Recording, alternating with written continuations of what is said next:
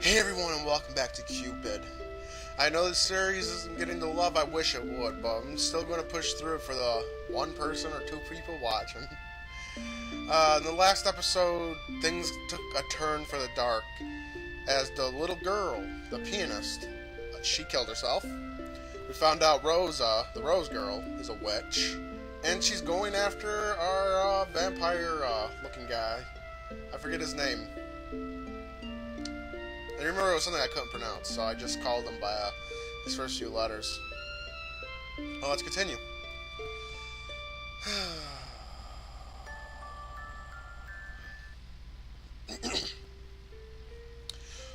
Rosa entered the room with a tray of pastries and a pot of tea. Her duties were finished, and she was allowed a bit of free time. I don't remember going this far.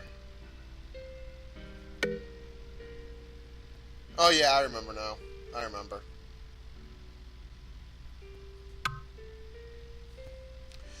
She thought of the accompanying Catherine for today's piano lesson. Cat, do you want some tea? The girl didn't look her way. Wait, did it flash back again? Because I know it flashed forward. Are we back when the little girl was alive? She continued to churn for a bitter, melancholic sound from her piano. Rosa sighed. Her shoulders slumped in defeat. She placed the food on the table. She sat on the stool beside the piano, twiddling her thumbs, while her friend continued to stew in her foul mood. Is this a new composition? It sounds nice. Nowadays you make new pieces every day. It's a shame they're all so sad. Catherine didn't reply to that, but when she spoke again, her words were bitter. I saw them again, those degenerate louts. No shame at all. Cat. Alright, consenting damn adults and all that. At least have the decency to close the door. Ooh, she saw someone getting it on. Sometimes I dare say that they want to get caught. When I walked in on them this morning, eating each other's faces, they had the look on them. Like they were daring me to say something.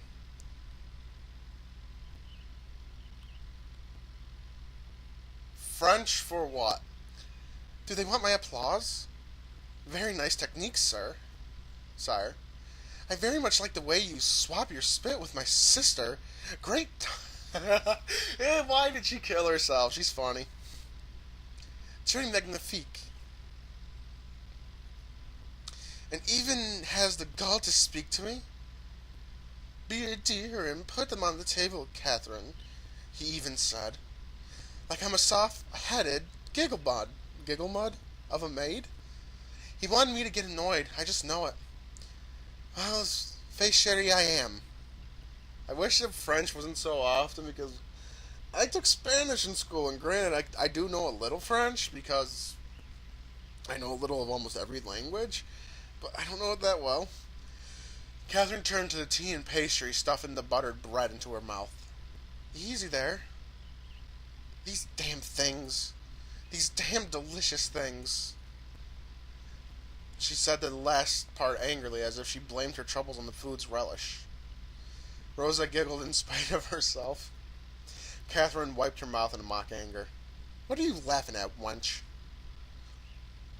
It's almost comical to watch you eat when you're angry, Cat. You're like a giant monster that attacks defenseless towns in the horror books. Oh, yeah? Catherine made a sad, tiny squeal and picked up another piece of bread. No, please spare us. Sorry, I had to do that. I had to. She adjusted her voice and boomed out a roar. I'm not doing that. The Catherine monster of the deep doesn't show anyone mercy. She dropped it into her mouth and chewed savagely. Annihilation is delicious with tea. The two girls giggled. Catherine's rare smile turned into a rueful laugh. And soon Rosa felt her mood turning somber again. What happened anyway? So the Count, or I forget what he was, the Lord of the Land, I forget his title, it was below Duke. He's porking the little girl's sister. I saw that coming. Aren't you annoyed by it too? Sister has changed ever since she started helping in the chateau. Now it's Guile this, Guile that. Guile, that was his name. Interview with a vampire looking ass. As if he wasn't already married. She doesn't even care that people are talking behind her back. They're calling her a two-timing slut now. I feel like slut wasn't a word used back then. I tried of. I'm tired of running around picking fights with gossipers. She's a good sister. She hasn't even visited home for a long time. Father misses her a lot. He always asks about her. Father had worked so hard all these years just to give us comfortable life. Now he is sick, and she cares about is the dastardly Marquis. Marquis, that's it. Rosa shrugged. I am a little bit annoyed, but I guess I've gotten used to it. Their lives are their own, Cat. She didn't divulge more than to Catherine, but it was partially true. I like Guile. He's a nice friend. But I love my sister.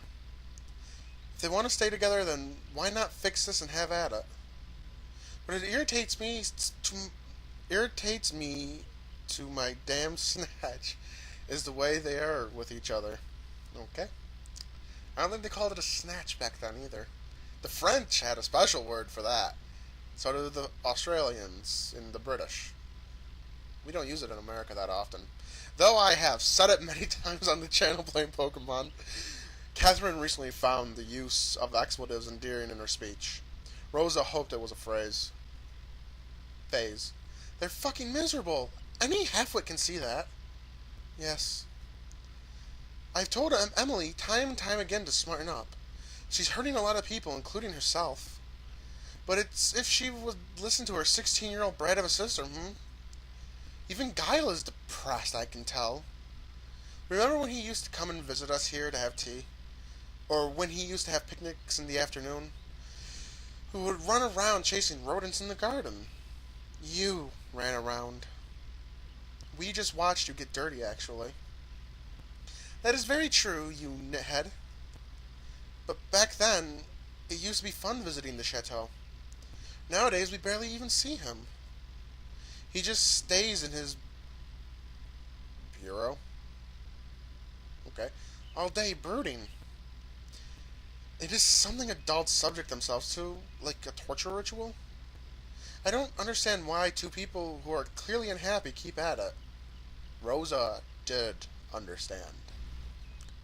At least some part of her did. She couldn't exactly explain how pain and love worked. All she knew was that it had something to do with an absurd, obsessive amount of hope. She felt Mother tugging at her mind. She loved Mother so much. Living with the periods gave her ample comparison to her former life. She had finally accepted that Mother was cruel.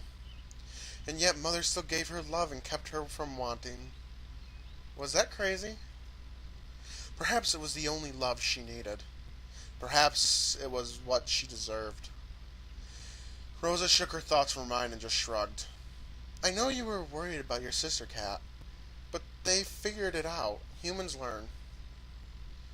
Look at you, all profound and shit. You read any good books lately? Just the riveting account of an ugly duckling and a ba-ba black sheep. Oh, the classics. I don't know how you put up with it, though. I hate reading words. In order to write, I have to learn how to read first. I want to write. Why would you want to do a dastardly thing like writing? Why would you want to hit some crazy strings until your fingers bleed? The two friends laughed again. I want to remember things. I want to write them down. But most of all, I want to feel the way you do when you play the piano, Cat. Oh?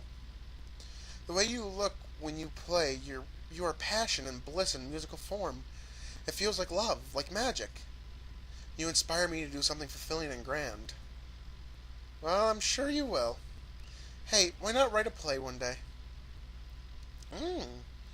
Let's do it. You write an amazing play, and I shall provide the music. We'll travel around country and perform. We'll make lots and lots of money and gain lots of followers. We shall be known as The Period Parade Caravan of Wonders. Period Parade? Are you sure? Puns are the best, trust me. That sounds like a darn baddie, Kathy. That sounds darn baddie, Kathy.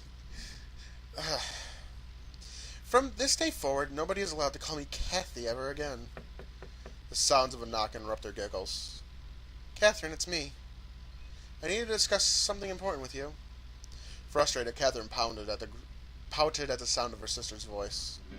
She turned back to her piano and began to pound a sarcastically heavy tune. Rosa stood up to open the door. Hello, Rosa. Madam. Madame.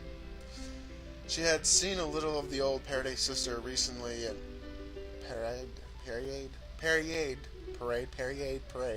sister recently, and it astounded her how old she began to look. Her once radiant face looked tired and harrowed, almost crone-like. Under her eyes hung huge bags. And yet she still looked quite dignified, full of pride and pomp.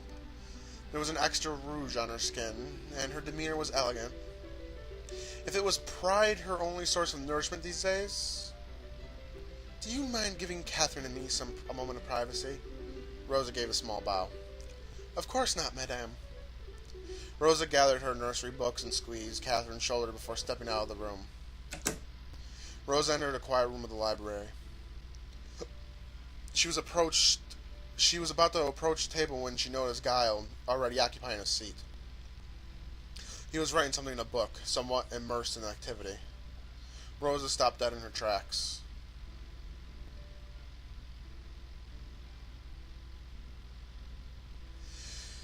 Why are you so nervous, anyway? Just ignore him. He doesn't seem to notice you. Unfortunately, Guile lifted his head and saw her by the door. Oh, hello, Rosa.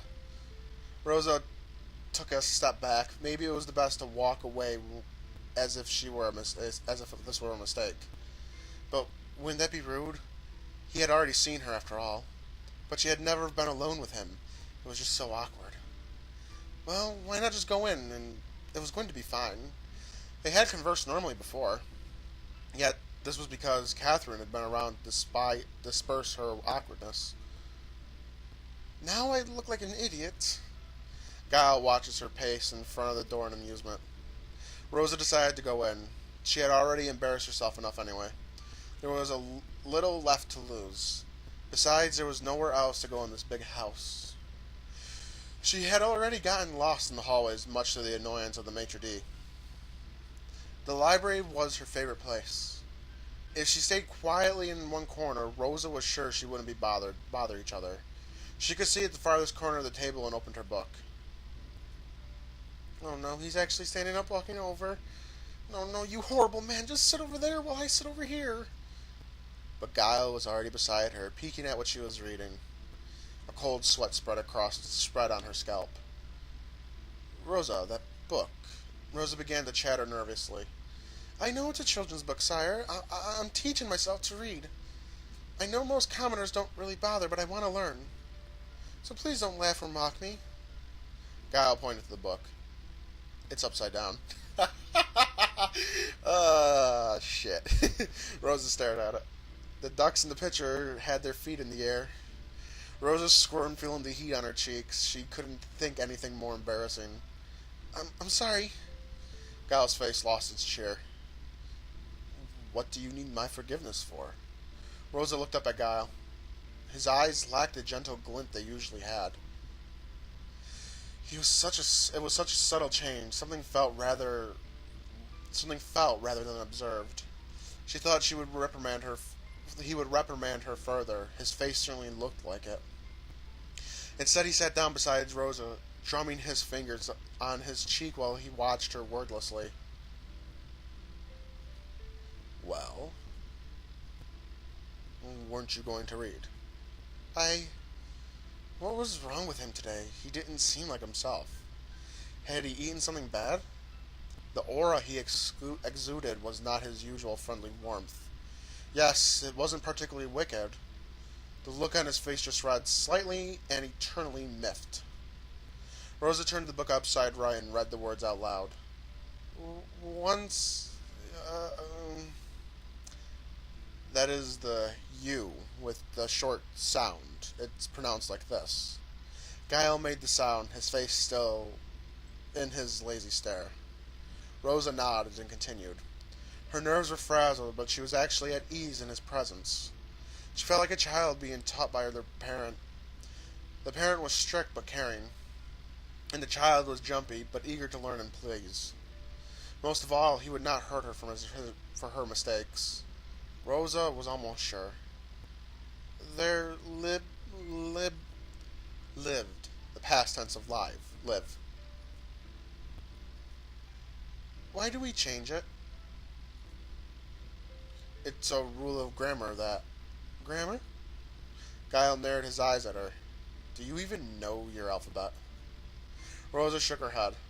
You should start there. Guile rose from his chair and disappeared amongst the shelves. He left behind an old, thick book covered in green felt. This was what he had been writing in earlier. It looked tattered and worn. I'm gonna save real quick here, because I feel like there's going to be a big decision coming up, and I don't want to mess things up. It looked tattered and worn. The pages laid flat on the side so the book didn't close properly. Rosa reached out to peek at the cover when... You are not to touch that. Rosa's whole body froze at the sound of Guile's warning. Guile's stare followed her even as she whispered numerous apologies under her breath. I'm sorry.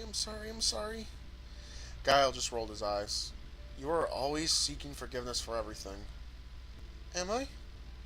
I'm sorry. His hand struck the table in front of Rosa. In the quiet library, the sound rang uncomfortably in her ear. When she looked up at Guile's face was looming severely above hers. He moved closer to her, his eyes fixed on her intensity. Rosa's mouth hung open. She struggled to say something, but her wits were like burning ends of a matchstick. Before she could compose herself, she felt Guile's hand lift her chin. Rosa's heart thumped loudly inside her chest. Please don't, not you too. She felt his breath on her face, and her heart sank into despair. Mother's voice resounded in her head. In the end, they are all the same. He is like everyone else. She shut her eyes and prepared herself for the worst, like she always did when... Then she felt her face being turned from side to side. She opened her eyes to see Guile studying her face like a textbook. You are a fairly attractive girl. Why do you carry yourself as if it is a slight? He lifted a hair that hit her damaged eye. Rose clenched her teeth. Is it because you were hurt before? He said it as so matter-of-factly, like he was stating the sky was blue. Rosa recoiled from his touch. No. I did it to myself. I wasn't talking about your eye. He placed a book on the table. It was a thin pamphlet filled with letters. There were lines of the book that instructed the user to trace letters with their quill. Rosa wanted to focus on it, but she could feel the truth in the Marquis's words stinging her. It was the way you went limp when I touched you. Next time, I advise you to fight back. If you don't want to be touched, then you don't have to be. Do you understand this? But I am weak. Says who? His eyes were humorless. The world cares not for people who think of themselves as victims, Rosa. If you need power, then be powerful. To have it, it is necessary to crush things along the way. Rosa flinched under the weight of his stare. She realized that the polite and courteous Guile was but a facade. I think that should be facade, unless facade is a word. My brain is not working tonight. I'm going to use facade because that works there. It was still him, but nothing but an oil portrait, an artwork of his devising. Synthetic, aloof, and irrelevant. It couldn't capture his essence in a few human strokes. Suddenly, Rosa realized he was powerful. Who are you? She caught herself before saying it aloud. You are not Guile. And yet, he spoke to her as if he knew what he would like to hurt her. He spoke to her as if he knew what it was like to hurt and to fear. If you do not start acting like you own yourself, then people will not hesitate to take everything. He laid out the rest of the books as he brought out. One was an activity book for children. It had pictures of a child holding an apple with an arrow stuck in it. Another was a book of limericks. The other two were thicker books that intimidated her. She could come to know them as Hamlet and Paradise Lost. Good book. But the one that caught her eye was an ornately designed book. It had a beautiful red jacket and delicate gold trimmings lining in the corner.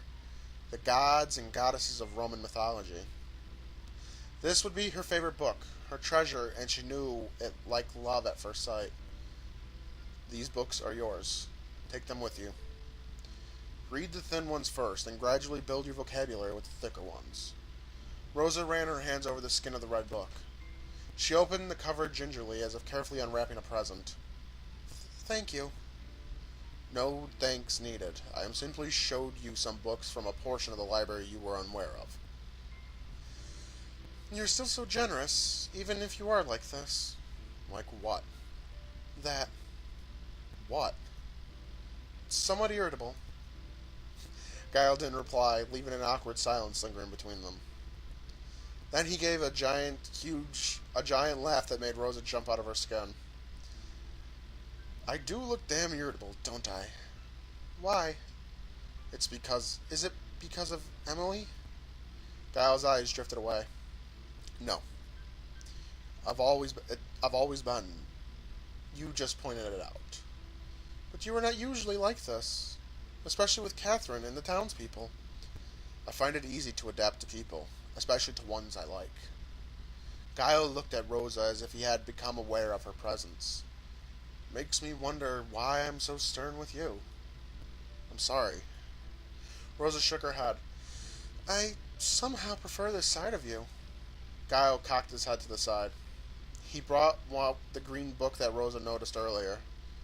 This is called a journal. When you learn to write, start one. What is it? Something you can use to remember yourself when you've forgotten. Does it work? It used to. Nowadays, not anymore. Oh. The act itself is the only thing I remember. Now, let's start with your vowels.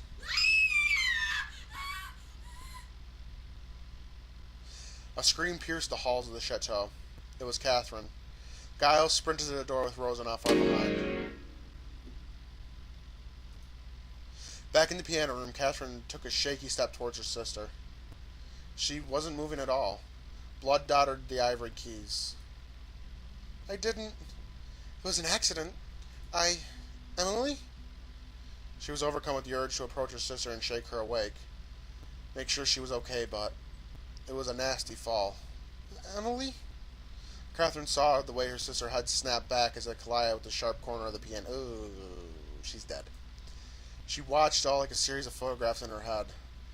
She had to check on her, but her feet refused to move. Instead, she began to retreat to a corner. She didn't even notice her legs were moving until her forehead touched the wall. She didn't want to turn around. I could use that as a thumbnail. Her sister was on the floor. Her eyes were still open, unblinking. It was an accident. It was nothing but an accident. Was it? She pushed first. She got really scary. She strangled me.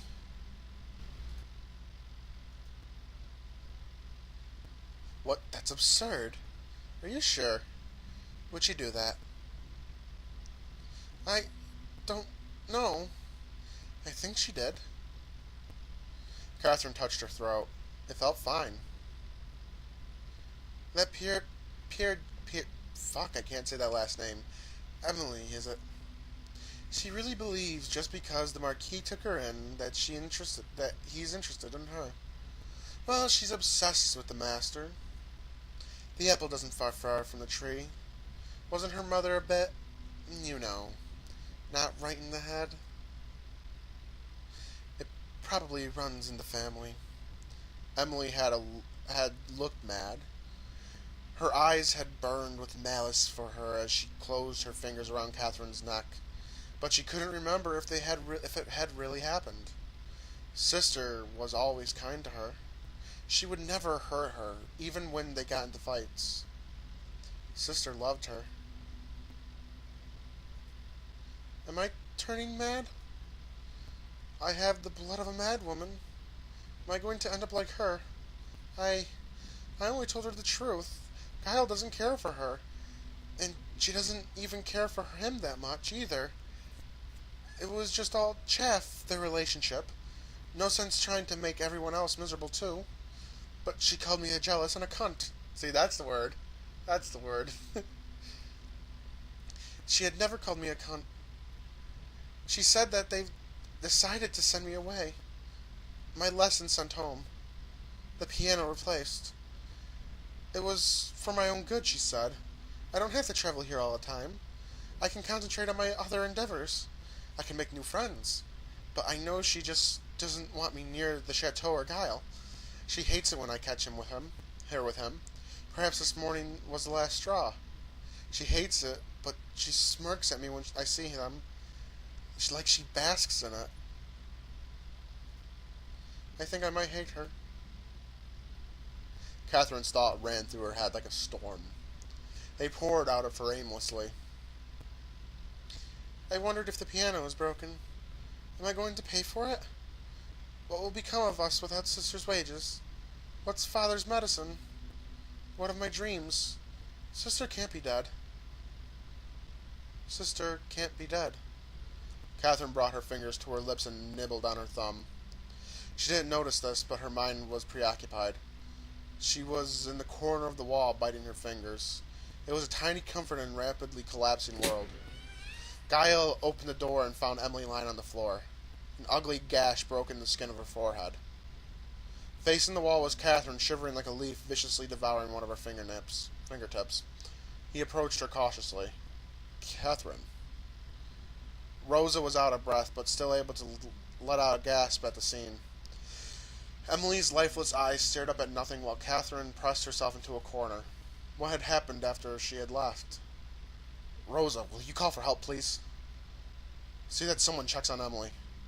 Rosa did as she was told, but what she really wanted to do was hug Catherine herself. Guile took a small step towards her. He called out her name slowly, coaxingly. Catherine turned her head, her thumb still in her lower lip. The flesh was torn, and smudged of scarlet painted her teeth. It was an accident, I swear. Of course it was, Catherine. Of course it was. She pushed me first. She wanted me sent away. She wanted me gone. You can tell me about it later. Let me take you away from this room. What have I done? Catherine fell to her knees and wept. Large sobs sucked the air out of her. She felt like drowning, trying to keep herself afloat in between sobs. Every exhale was squeezing pain in her lungs. She felt Giles' arms wrap around her. What have I done? What have I done? You didn't do anything, ma chérie. This is not your fault. There was a bitter bulge building up in her throat. I'm glad it said building up in her throat. And she felt no amount of crying could push it back down. What am I going to do? Father is... Sister... I'm so scared. Giles' arms wound tightly around her and she clutched onto his warmth in the vast sea of fear. You don't have to be. I will always be by your side. Catherine. I will take care of you and your father, all right? You don't have to worry about your future.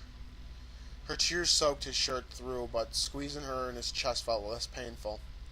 Why did you do this? Why did you care so much for me?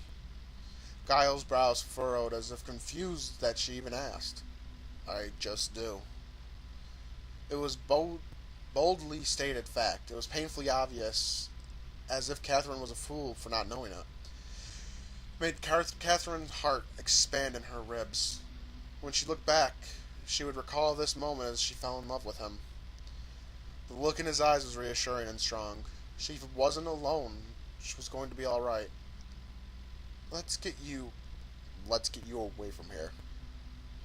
He supported her arms and stood up, carefully to block the view of her sister from her eyes. He led her to the door. Catherine hated how fast her relief came. She was still drenched in sorrow at her sister's death. Her father would not take well to the news, especially in his health, but she was all right, and she hated it. Rosa was with her. She didn't have to leave her piano, her dreams, him. Nothing had to change. And most importantly, she hated the voice that came whispering in her head over and over again. Thank goodness she's dead. Thank goodness. Okay, so the little girl's loony. Everyone's fucking loony in this game. The first candle is lit.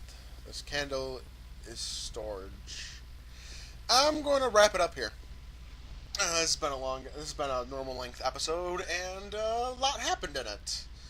Technically only one scene, but actually no, 3 scenes.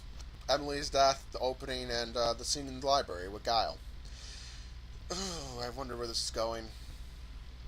I hope we're flashing back to Rosa being a witch, because that was starting to be really cool. Let me know if you're watching this, first of all. Who's watching this? I don't see no views with this series, and I don't know if it's because it's not getting out there, or I don't know. My Wednesday videos are doing great, though. Hundreds of views. I'm proud of that. If you enjoyed this video, please leave a like and share it around. It helps me grow the channel, and obviously I need it. Become a member of the Phoenix today by subscribing to the channel and follow me on Twitter. Link to that can be found in the description below with some fun links as well. Go check out my other series I'm doing. Mondays and Fridays, I'm doing Roller Coaster Tycoon builds. That's a short series, will be replaced once I get everything going with the next series. Wednesdays, as I said, is my Pokemon series, and on Sundays I have Sardonyx. Pokemon Sardonyx. Great game. Great game. Great demo. But yeah, with all that said, this has been Black Phoenix. Thank you all for watching, and I'll see you all in the next one.